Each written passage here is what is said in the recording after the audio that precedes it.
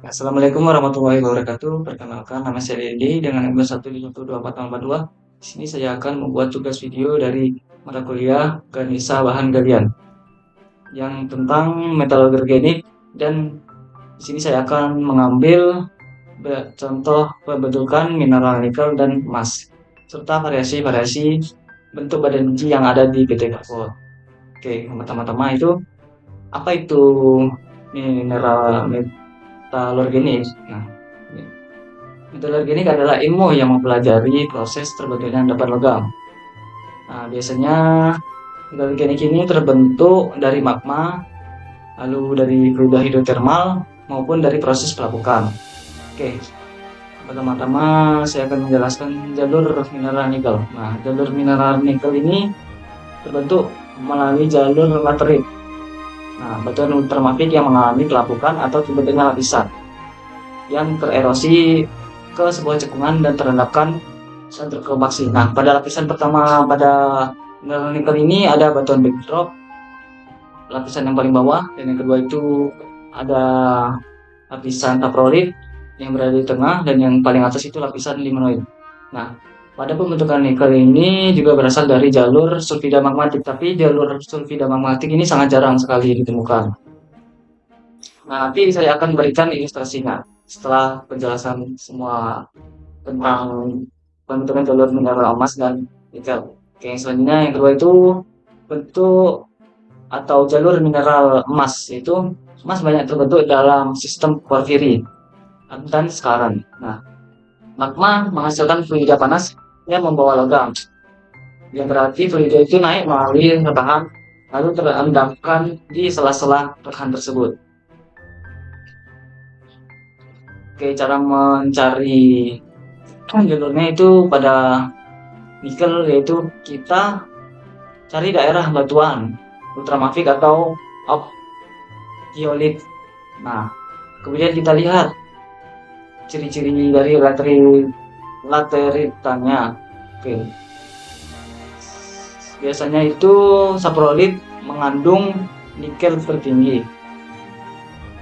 Setelah itu cara mencari emas itu dengan cara kita cari tanda-tanda sistem porfirinya seperti alterasi potasik, terus kuarsa, dan reaksi hidrotermal atau sekarang pada batuan karbonat.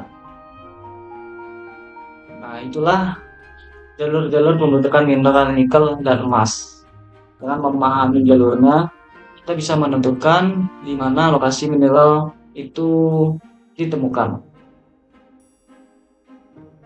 Oke, baik, selanjutnya itu variasi bentuk badan biji yang ada di PT Freeport itu yang saya temukan itu ada tiga. Yang pertama ada bentuk badan biji porfiri, setelah itu ada bentuk badan biji skarn, dan yang terakhir itu ada bentuk badan biji Dexia pipe. Berikut ilustrasi dari jalur pembentukan mineral emas dan nikel. Nah, pada jalur pembentukan nikel itu dari hasil pelapukan yang mengalami tererosi atau tertransportasikan ke sebuah cekungan dan mengendap. Setelah itu pada lapisan yang pertama itu seperti yang digambar ini ada batuan bedrock, yang kedua itu ada batuan saprolit, dan yang ketiga itu ada limonit.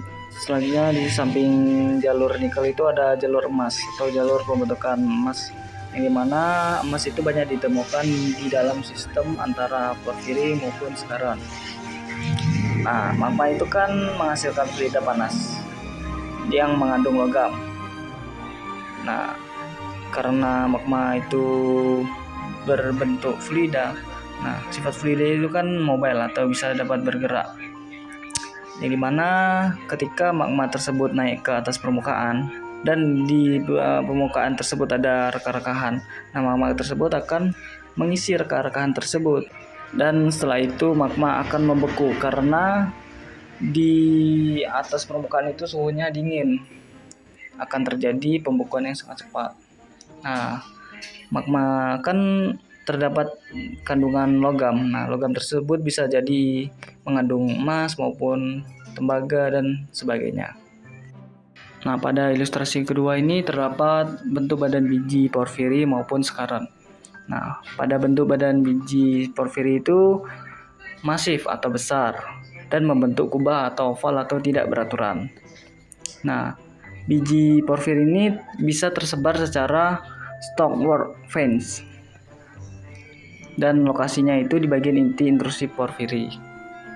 Selanjutnya ilustrasi yang kedua itu pada bentuk badan biji sekarang, yang dimana memanjang bentuknya seperti atau mengikuti kontak intrusi pada batuan karbonat. Setelah itu bentuknya biasanya seperti lensa maupun lengkungan dan tidak terlalu besar seperti porfiri. Pada ilustrasi yang ketiga ini termasuk bentuk badan biji Brexia PEP yang ada di PT Freeport. Nah, bentuknya seperti kolam atau tabung vertikal dan tersusun dari batuan yang terbreksikan. Setelah itu menjadi jalur naiknya fluida mineralisasi. Nah, ciri khas Brexia PEP ini yaitu bentuknya silinder atau memanjang ke bawah atau ke atas, terus bagian tengahnya diisi oleh breksi atau mineral tembaga. Selain itu, mineralisasinya sangat kuat di bagian inti pipa. Baiklah, kiranya hanya itu saja penjelasan dari saya mengenai pembentukan mineral nikel maupun emas dan apa itu mineral metalorganik dan variasi-variasi badan biji yang ada di PT Freeport. Lebih kurangnya saya mohon maaf. Saya akhiri. Wassalamualaikum warahmatullahi wabarakatuh.